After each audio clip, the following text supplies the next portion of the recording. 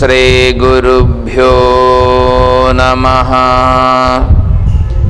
ఓం సదాశివసమారంభాం శంకరాచార్యమధ్యమాం తత్వవిదానందపర్యంతం వందే గురుపరంపరాం. ఓం శ్రీ గురుభ్యో నమః. పూజ్య గురుదేవులు తత్వవిదానంద సరస్వతి స్వాముల వారి దివ్య చరణారవిందములకు ప్రణమిల్లుతూ పరిపూర్ణ పరబ్రహ్మస్వరూపులకు ప్రియాత్మ బంధువులారా ఓం.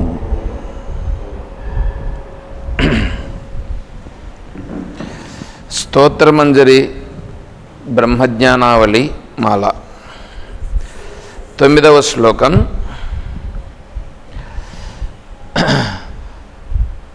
ఓం నామరూప వ్యతీతోహం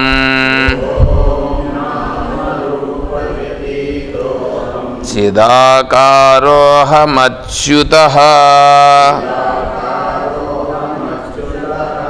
సుఖప్రకాశరూపో, అదే కదా, సుఖప్రకాశరూపోహం అహమేవాహమవ్యయః.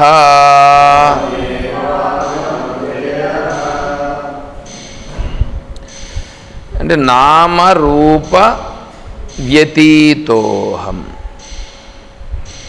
నామ రూప రెండు ఉన్నాయి.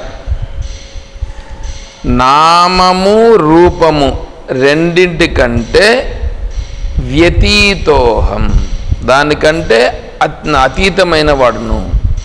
అంటే నామరూపములు కాని వాడను. నామరూపములు కాని వాడను.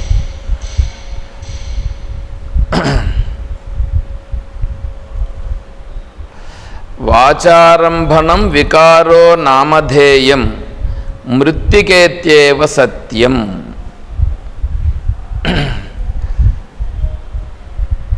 ఇది ఛాందోగ్యోపనిషత్తులో సద్విద్యలో ఉండేటువంటి మంత్రం.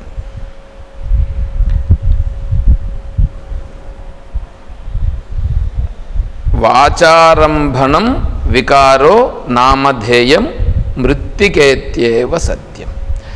ఏమంటే ఇప్పుడు మీరు ప్రపంచాన్ని చూస్తున్నారు కదా, నామరూపములను చూస్తున్నారా? నామరూపములు కాకుండా వేరే ప్రపంచం ఏమన్నా ఉందా?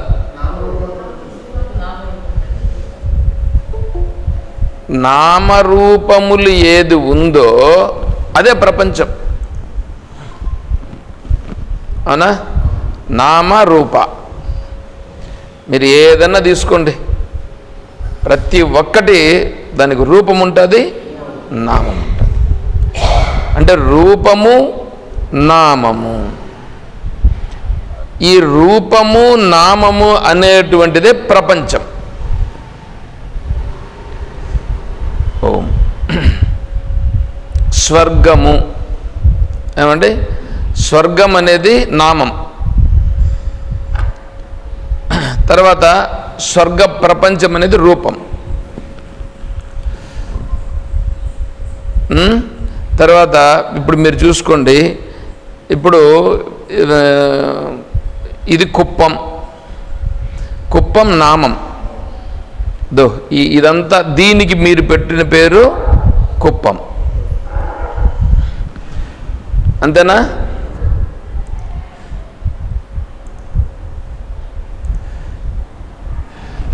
ప్రతిదానికి మీరు ఒక పేరు పెట్టారు. దీనికి మైక్. మైక్ అనేటువంటిది నామం, పేరు. ఇది మైక్ అనే రూపం. అంతేనా? ఇప్పుడు మీరు చూడండి, మీకు ఒక పేరుంది. మీకు ఒక పేరుందిగా, ఎక్కడుంది పేరు? ఎక్కడ ఉంది? ఏడుంది? చూపించండి, మీ పేరు చూపించండి నాకు. ఎక్కడ ఉంది?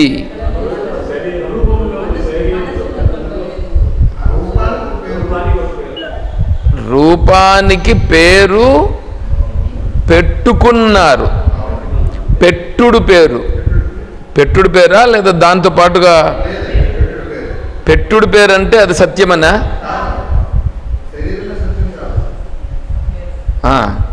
ఇప్పుడు పెట్టుడు పేరు అంతేనా? దానికి ఒక పేరు సరిపోదని 3 పేర్లు పెడతారు.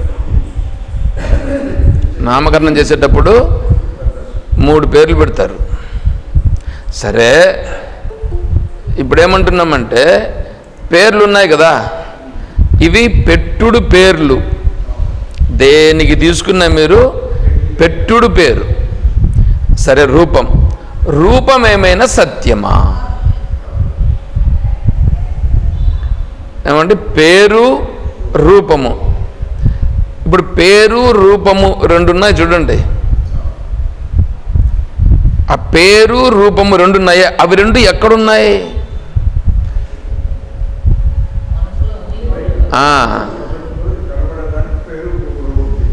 అదేనప్పా, అది ఎక్కడ ఉంది అని అడుగుతున్నా నేను. అంటే బయట ఉండేది అది కాదు, బయట అది కాదు. ఈ పేరు రూపము కూడా మీకు మనసులో ఉన్నాయి. పేరు రూపము 2 కూడా మీ మనస్సులో ఉన్నాయి, కానీ నిజంగా బయట లేవు. మరి బయట ఏముంది? బయట ఏముందో చూద్దాం. ఇప్పుడు చూడండి, ఇప్పుడు కొండ ఆడ ఏముంటుంది? ముందు మట్టి ఉంది. ఆ మట్టి బాగా వేసి తొక్కి బంక ఏట్లుగా చేసి ముద్దలాగా చేశాడు. ఆ ముద్దలాగా చేశాడా? ఆ ముద్దను తీసుకెళ్ళి చక్రం మీద పెట్టాడు, సారి మీద పెట్టినాడు. దాన్ని తిప్పి ఏదో చేశాడు. ఏదో చేస్తే అదే అట్లా వచ్చింది. అట్లా చేసినాడు. దాన్ని తీసినాడు, ఇప్పుడు ఎండబెట్టినాడు, ఏదో చేసినాడు, కాల్చినాడు. దానికి పేరేంటి? కుండ. ఇప్పుడు నేనేమంటున్నానంటే అక్కడ ఏమి ఉంది? మరి మట్టి ఉంటే మరి దాన్ని కుండ అని ఎందుకంటున్నా? కుండ ఎక్కడుంది?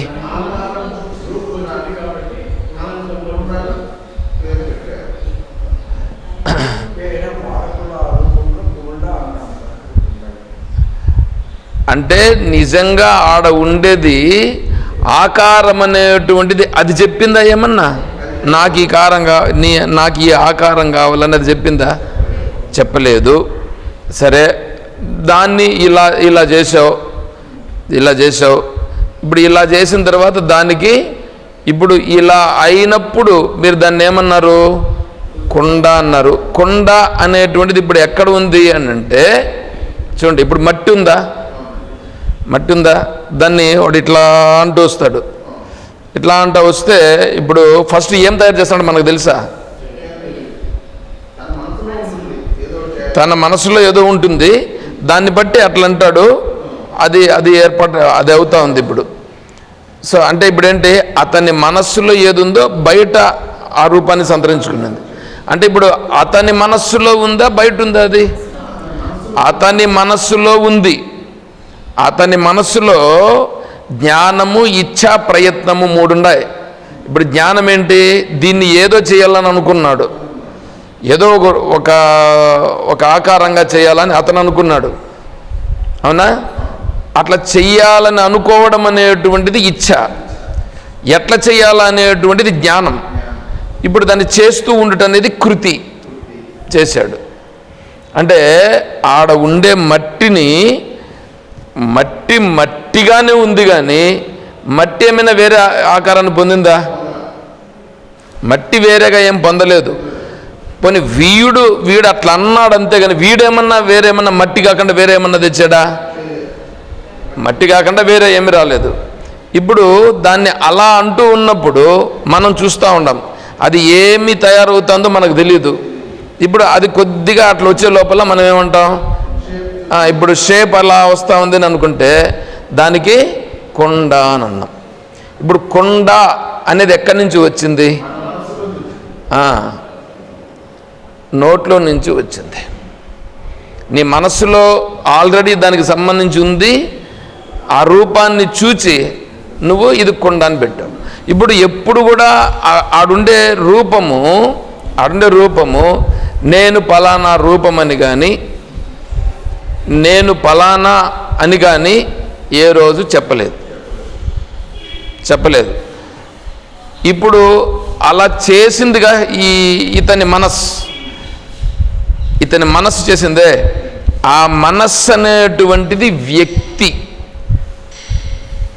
మనస్సుని ఏమనాలంటే వ్యక్తి అనాలి. సరే, ఈ మనస్సు అలా చేసిందిగా, ఆ మనస్సు వ్యక్తిగా చేసింది. ఎందుకు చేసింది అంటే వాడికి దాంతో ఏదో చేయాలని అనిపించింది. వాడికి ఏదో చేసి దాని నుంచి ఏదో ఫలాన్ని పొందాలని అనిపించింది కదా. ఇప్పుడు చేసింది ఎవరు? వ్యక్తి చేశాడు. ఎవర్రా చేసింది అంటే ఏమంటాడు? నేను చేసినాను అంటాడు. అవునా? నేను చేసినాను అన్నాడే, అది కర్త అయినది. నేను చేసినాను అన్నప్పుడు కర్త అయ్యింది,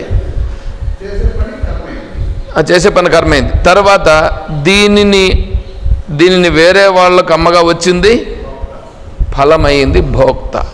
దాన్ని అనుభవించే దేవుడు వాడు అనుభవిస్తాడు. సరే, ఇప్పుడు అక్కడ చూస్తే అక్కడ నిజంగా ఉందిగా ఆకారము. ఆ ఆకారము కుండ అని అది చెప్పదు. పోనీ ఆడేమన్నా ఉందా కుండ అంటే ఆడేం కొండేం లేదు. ఆడుండేది ఏమిటి? మట్టి మాత్రమే ఆడుండేది. సరే, వీడి మనస్సులో వీడు అనిపించి వీడు అలా చేశాడు. వీడెందుకు చేశాడు అంటే వేరే వాళ్లకు దానితో అవసరం ఉంది కాబట్టి చేశాడు. వేరే వాళ్ళకు అవసరం ఎందుకు ఏర్పడింది అంటే దానిని ఉపయోగించడం అనేటువంటిది ఇట్లా చేసుకోవాలా అని చేసుకున్నారు. అలా చేసుకునేటట్లుగా చేసింది ఎవరు? మాయ. అట్లంతా చేసింది మాయ. అట్లా అనిపించేటట్లు చేసింది మాయ. కల్పించలేదు. అలా వాడు అనుకున్నాడు చూడండి. అలా అనుకునుట, దీన్ని కావాలని అనుకునుట, ఇది ఇలా ఉండాలని అనుకునుట, అదంతా చేసింది మాయ. అలా చేసింది మాయ. దాన్ని కొండ నింది మాయ. దాన్ని ఏమంటారంటే అవిద్య. మనలో ఉంటే అది అవిద్య. మనలో ఉన్నటువంటి అవిద్య ఏం చేసిందంటే ఇప్పుడు ఆ అవిద్య అనేటువంటిది ఈ కర్తగా చేసింది, భోక్తగా కూడా అయ్యింది. కర్త అయింది. ఇప్పుడు నామమును పెట్టింది అవిద్య, రూపాన్ని కల్పించింది అవిద్య. ఇప్పుడు వీడెవరు? వీడిప్పుడు కర్తన, నేను అంటున్నావు కదా, నువ్వు కర్తన, భోక్తన, లేదా వ్యక్తివా, లేదా జీవుడా, లేదా శరీరమా, లేకపోతే ఇంక వేరే ఏమన్నానా? ఇప్పుడు చూడండి, ఇప్పుడు వీడు ఈ వ్యక్తి అయితే అంటే నేను వ్యక్తిని అనుకుంటే వీడు కర్త అయ్యి భోక్త అయ్యి దాన్ని అనుభవించేదానికి కర్మఫలాన్ని అనుభవిస్తాడు. వ్యక్తి అని వీడు వస్తే అలా కాకుండా దీన్ని చేసింది ఎవరు? శరీరం చేసింది. కర్మేంద్రియాలు, జ్ఞానేంద్రియాలు, మనస్సు కలిసి చేసినాయి. నేను ఈ శరీరంలో ఉండేటువంటి జీవత్వము ఉందిగా, ఆ జీవత్వం అనేటువంటిది నేను జీవత్వం. ఇది నేను కాదు, నేను చేయలేదు. అంటే ఇప్పుడు కర్త ఎవరైనారు? కర్త ఇదయింది. ఏది? శరీరము, కర్మేంద్రియాలు, జ్ఞానేంద్రియాలు, మనస్సు, ఇవన్నీ కలిపి కర్త అయింది. అప్పుడు వీడు ఈ జీవత్వం అనేది, జీవత్వం కర్తకాల. అర్థమవుతుందా? ఈ జీవత్వం అంటే ఏంటి?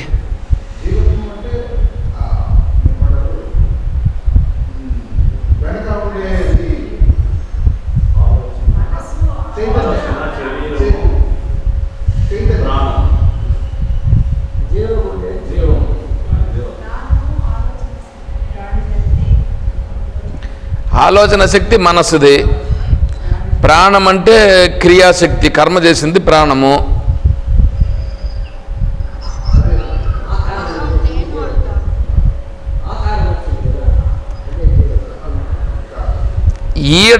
ఈడ నేను అదే కదా మాట్లాడుతాను. ఇప్పుడు ఈడున్నారు కదా ఈ శరీరంలో.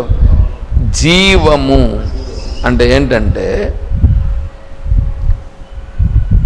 మీరు వింటున్నారు కదా,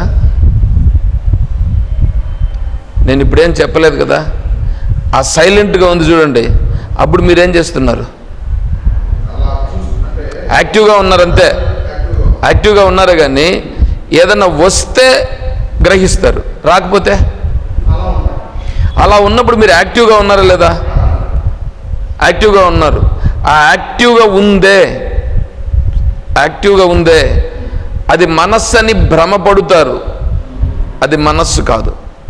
ఇప్పుడు మీరు వింటున్నారు చూడండి, మీరు వింటున్నటువంటిది కూడా ఏంటంటే మనస్సు రూపంతో దీన్ని మీరు వింటున్నా, యాక్చువల్గా ఇక్కడ మనస్సు వినుట లేదు. ఇక్కడ వింటున్నది ఏంటంటే మిథ్యారూపంగా ఉన్నటువంటి ఆ జీవమే వింటున్నది. అది కొద్దిగా మీకు చెప్పాలంటే, అందుకే నేను కొద్దిగా ఆలోచిస్తున్నాను అన్నమాట. ఎందుకంటే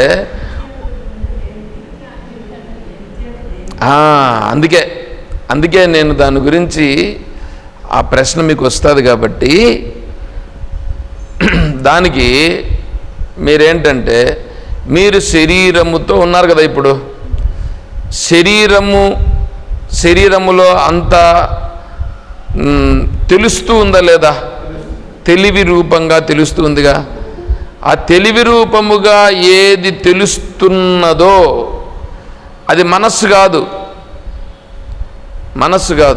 మీరు అదే ఇప్పుడు ఏదో ఒక విషయానికి సంబంధించి వస్తే అప్పుడు మనస్సు వస్తుంది. మనస్సు అంటే ఏంటంటే, ఒక పని చేసేదానికోసమని సంకల్పం చేస్తే సంకల్పం చేస్తే మనస్సు. మీ క్లాస్ అయిపోయింది, ఇంటికి పోవాలి అంటే మనస్సు. నడుస్తూ ఉంటే మనస్సు. అప్పుడు మనస్సు దారి చూపిస్తూ ఉంటుంది. అది తెలివి. అది కూడా తెలివితో చేస్తూ ఉంది. ఇప్పుడు ఇక్కడ మీరు గ్రహిస్తున్నారే, ఇది తెలివితో గ్రహించుట లేదు.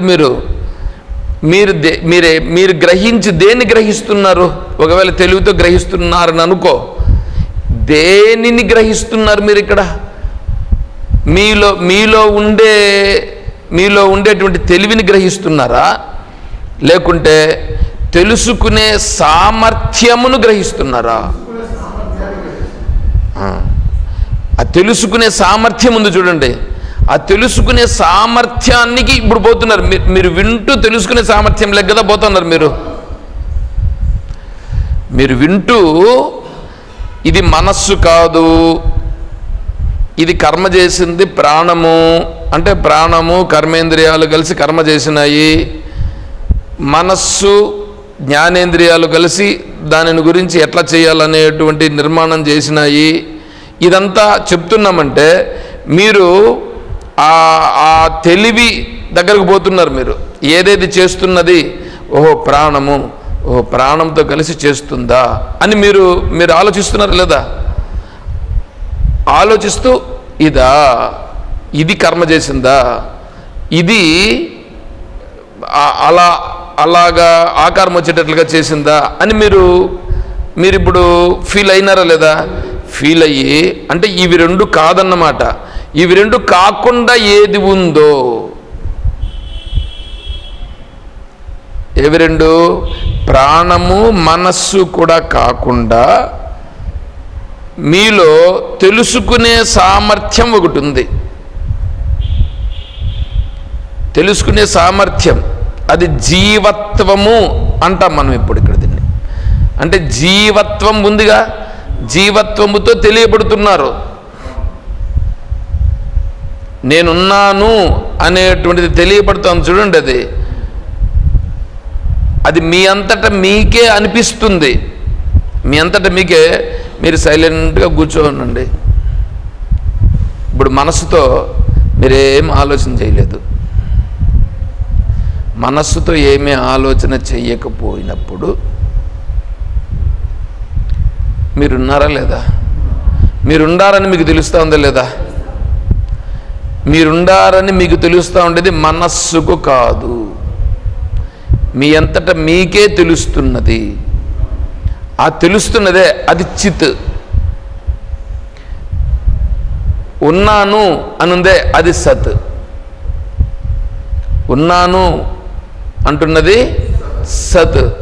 తెలుస్తున్నది ఉందే అది చిత్. అదే సత్, అదే చిత్. మనస్సు కాదు. దాని షాడో, దాని ప్రభావము మనస్సు పైన పడి మనస్సు యాక్టివ్ అయ్యి వీటన్నింటిని తెలుసుకుంటా ఉంది. విషయములను తెలుసుకుంటే మనస్సు, విషయాలను తెలుసుకుంటే మనస్సు. విషయములను కాకుండా అది ఏ విషయమైనా సరే, దేవుడైనా సరే, దేవుడు కూడా ఇక్కడ విషయమే. దేవుడు అంటే ఏ దేవుడు? మీరు రూపంగా పెట్టుకున్నారే, నామరూపములతో పెట్టుకున్నారు చూడండి. రాముడని, కృష్ణుడని, శివుడని, మీరు ఏదో గుర్తుపెట్టుకున్నారే. ఇది దేవుడిని అంటున్నాం చూడండి. ఇదంతా కూడా మనస్సు చేతనే నువ్వు పెట్టుకున్నటువంటి రూపములు. ఇది మనస్సు చేత చూపిస్తున్నటువంటి అంటే మనస్సు చేత తెలుసుకునే తెలివిలో తెలియబడుతున్న విషయాలు. ఇప్పుడు మనస్సు కాకుండా, ఈ విషయములు కాకుండా, విషయాలను దేన్ని తెలుసుకోకుండా నిర్మలంగా ఉన్నప్పుడు కూడా ఉన్నదే. అది తెలుసుకుంటూ ఎవరిని తెలుసుకుంటుంది? నేనున్నాను అని తెలుస్తూ ఉందే. నేనున్నాను తెలుస్తాను చూడు, అది మనస్సు కాదు. అదే జీవం. అది జీవం. అది నేను.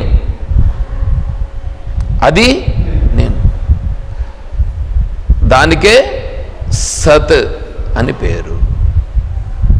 అది సత్ అంటే అదే చిత్. చిత్ అంటే తెలుసుకునేది, సత్ అంటే ఉండుట. సత్ అంటే ఉన్నది, చిత్ అంటే తెలుసుకుంటున్నది. ఎవరిని తెలుసుకుంటున్నది? తనను తానే తెలుసుకుంటున్నది. తనను తానే తెలుసుకుంటుంది చిత్. తను ఉన్నది సత్.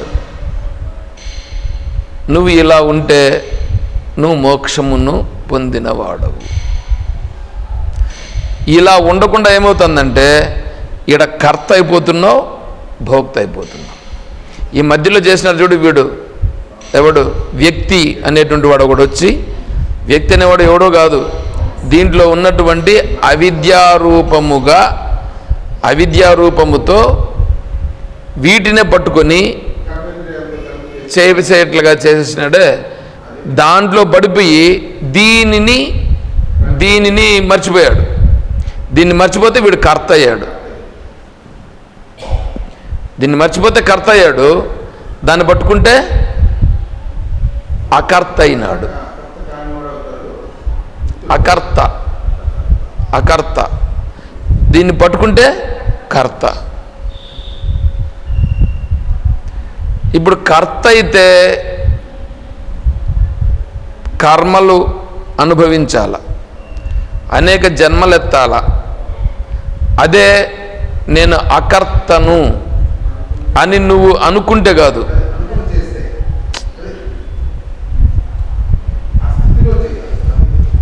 ఉండుట అంతే. నేను అకర్తను. ఇక్కడ కర్త చేస్తూ ఉండేది ఇది చేస్తూ ఉంది, ఇది చేస్తూ ఉంది. నేను అకర్తను అని చూడగలగాల.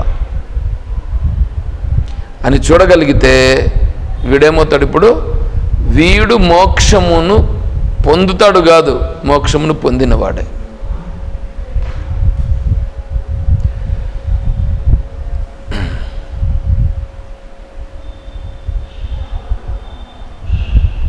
స్పర్శాన్ కృత్వాన్ బహిర్బాహ్యాన్ చక్షుషైవాంతరే భ్రువోః ప్రాణాపానౌ సమౌ కృత్వా నాసాభ్యంతరచారిణౌ యతేంద్రియ మనోబుద్ధిః మునిః మోక్షపరాయణః విగతేచ్ఛాభయక్రోధో యః సదా ముక్త ఏవ సహ.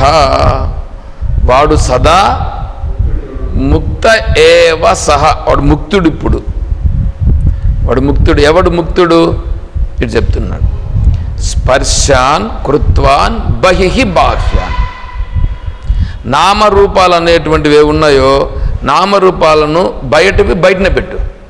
ఇప్పుడు మీరు చూడండి, ఇప్పుడు ఏవైతే నీకు కనిపిస్తున్నాయో ఇవన్నీ నామరూపములైనగా. ఆ నామరూపాలన్నీ ఎక్కడి నుంచి వచ్చినాయి? నీ మనసులో నుంచి వచ్చినాయని అనుకోండి. ఇప్పుడు మనస్సును వారగబెట్టు, నోటిలో నుంచి శబ్దాన్ని వారగబెట్టు. ఇప్పుడు చూస్తే అదేమన్నా కనిపించకుండా పోతుందా? కనిపించదా?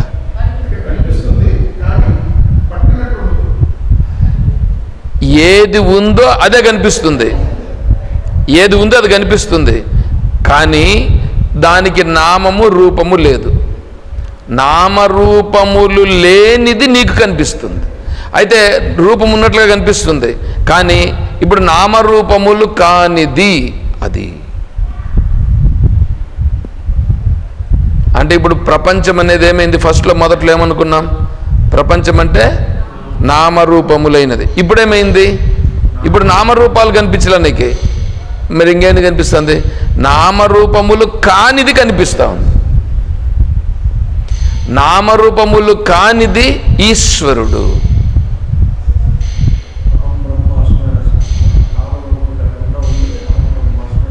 అనొచ్చు అంతే. నామ రూప రెండు తీసేయి. మీకు ఏదైనా ఇబ్బంది కలిగినప్పుడు కూడా కొంచెం కూర్చొని ఇది నామరూపములతో వచ్చిందా లేదా వేరే విధంగా వచ్చిందా చూసుకో. కొంతసేపు దాన్ని చూడండి. దానికి మీరు కొంచెం పరిశీలించినారని అనుకోండి, వెంటనే దానికి సంబంధించిన ప్రభావం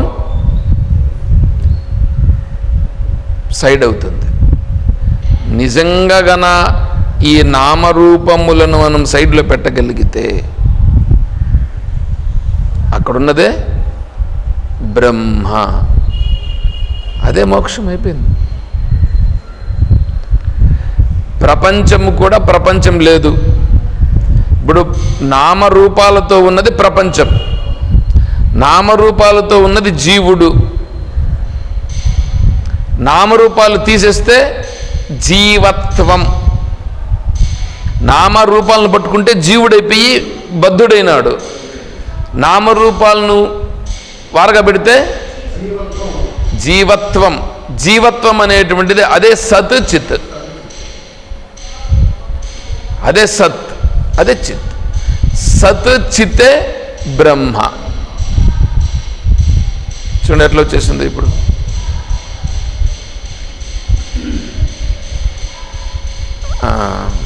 ఇప్పుడు చెప్పండి, ఇప్పుడు వాచారంభణం వికారో నామధేయం మృత్తికేత్యేవ సత్యం.